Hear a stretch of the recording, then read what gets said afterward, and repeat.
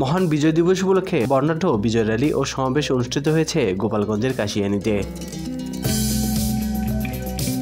সোমবার 16 ডিসেম্বর সকালে উপজেলা বিএনপির সভাপতি গোলাম মোস্তফার নেতৃত্বে উপজেলা শহীদ মিনার চত্বর থেকে এই শোভাযাত্রা বের করা হয়। এরপর শোভাযাত্রাটি উপজেলার প্রধান সড়ক প্রদক্ষিণ করে। উপজেলা বিএনপি ও তার সকল অঙ্গ ও সহযোগী সংগঠনের যৌথ আয়োজনে আয়োজিত শোভাযাত্রাটি পরে এক সংক্ষিপ্ত সমাবেশে উপজেলা বিএনপি সভাপতি গোলাম মোস্তফা বলেন, তারেক রহমানের নেতৃত্বেই ছাত্র জনতার আন্দোলন হয়েছে।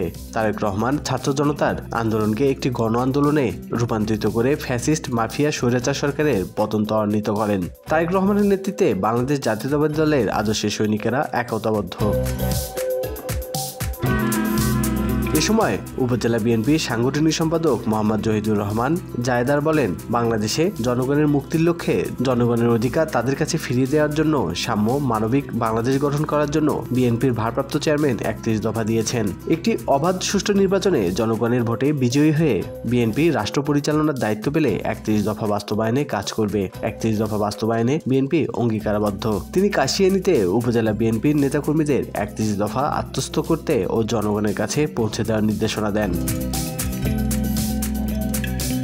নেতাকর্মীদের উদ্দেশ্যে উপজেলা বিএনপি তথ্য ও গবেষণা বিষয়ক সম্পাদক শহীদুল আলম মুন্না বলেন, বিএনপি জনগণের দল। বিএনপির সকল ক্ষমতার কেন্দ্রবিন্দু বাংলাদেশের জনগণ। সুতরাং আপনারা জনগণের পাশে থেকে জনকল্যাণমুখী কাজে অংশগ্রহণ করুন। জনদুর্ভোগের সৃষ্টি হয় এমন কাজে লিপ্ত হলে বিএনপি তাদের বিরুদ্ধে কঠোর সাংগঠনিক ব্যবস্থা নেওয়ার কথা জানিয়েছে। জনগণের পাশে থেকে তাদের দুঃখ দুর্দশা লাঘবে কাজ করার জন্য নেতাকর্মীদের প্রতি আহ্বান জানায়।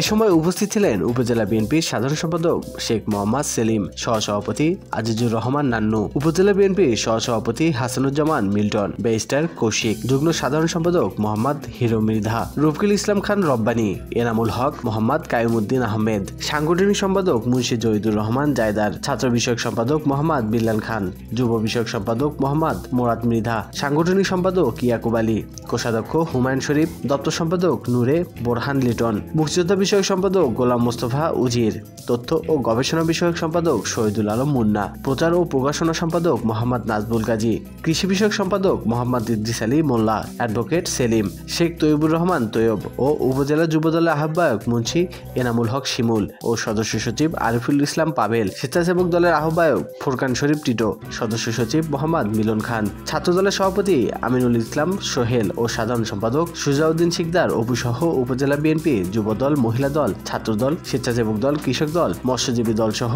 অঙ্গ ও সহযোগী সংগঠনের বিভিন্ন পর্যায়ের নেতৃবৃন্দ উপস্থিত ছিলেন।